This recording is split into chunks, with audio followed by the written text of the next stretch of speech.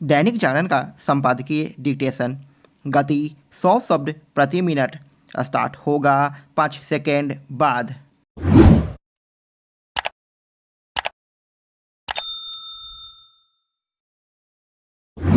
Start. America ने भारतीय विदेश मंत्रालय की कड़ी आपत्ति और यहाँ तक कि उसके राजनयिक को फटकार लगाए जाने के बाद भी जिस तरह दिल्ली के मुख्यमंत्री अरविंद केजरीवाल की गिरफ्तारी को लेकर फिर से टिप्पणी की और कांग्रेस के खाते फ्रीज किए जाने पर भी चिंता जता दी, उससे यदि कुछ स्पष्ट है तो यही कि वह भारत के आंतरिक मामलों में दखल देने की अपनी बुरी आदत से बाज आने वाला नहीं है। वह इसकी जानबूझकर अनदेखी कर रहा है कि केजरीवाल को तब गिरफ्तार किया गया जब हाईकोर्ट ने उन्हें राहत देने से मना कर दिया। इसी तरह यह भी किसी से छिपा नहीं कि आयकर विभाग की कार्रवाई पर कांग्रेस को हाईकोर्ट से कोई राहत नहीं मिली। कुछ दिनों पहले जर्मनी के राजनयिक ने भी केजरीवाल की गिरफ्तारी को लेकर सवाल उठाए थे। भारत ने उसके राजनयिक को भी खरी खोटी सुनाने में संकोच नहीं किया। जर्मनी को तो यह समझ आ गया कि उसने अपनी हद पार की, लेकिन अमेरिका अपनी हद में रहने को तैयार नहीं दिखता। उसे शायद यह अच्छा नहीं लगा कि आखिर भारत ने उसके राजनयिक को बुलाकर फटकार कैसे लगाई और इसीलिए उसने भारत के आंतरिक मामलों में फिर से टिप्पणी कर दी। यह और कुछ नहीं उसका श्रेष्ठता बोध है। इस श्रेष्ठता बोध ने अहंकार का रूप ले लिया है। यह अहंकार इसके बाद भी कम नहीं हो रहा है कि अब अंतर्राष्ट्रीय स्तर पर उसका पहले जैसा प्रभाव नहीं रह गया है। दुनिया का कोई भी लोकतंत्र दोषरहित नहीं है और इसमें अमेरिका भी शामिल है। ऐसे में उसे या किसी अन्य को दूसरे लोकतांत्रिक देश को नसीहत देने के पहले अपने गिरेबान में झांकना चाहिए। जैसे श्रेष्ठता बोध से अमेरिका ग्रस्त है, वैसे ही पश्चिम के अन्य देश। यदि अमेरिका अपनी आदत से बाज नहीं आता तो फिर भारत के लिए भी यह उचित होगा कि वह उसके अंदरूनी मामलों में प्रतिक्रिया दे, कम से कम उन मामलों में तो दे ही जो भारत और भारतीयों के हित से जुड़े हैं। बीते कुछ दिनों में अमेरिका में भारत के 9 छात्रों की हत्या हुई है।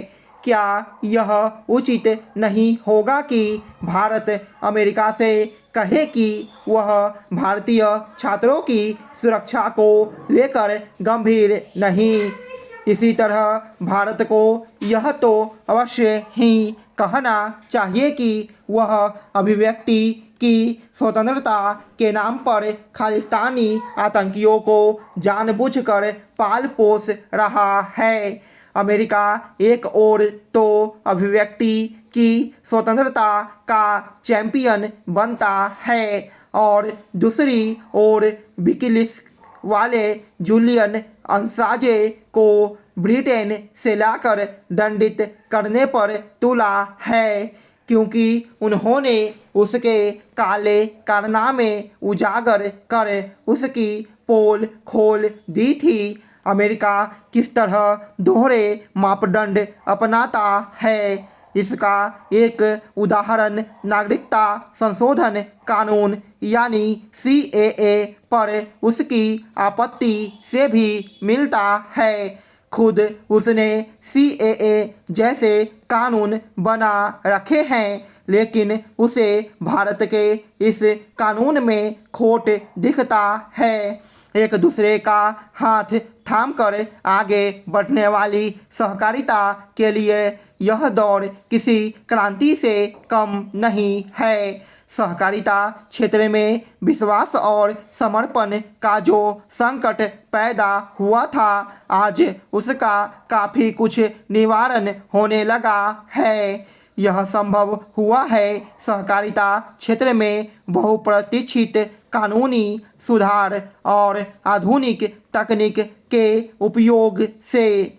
इन सुधारों से सीमित दायरे में सिमटे सहकारिता क्षेत्र को खुला आसमान मिल गया है।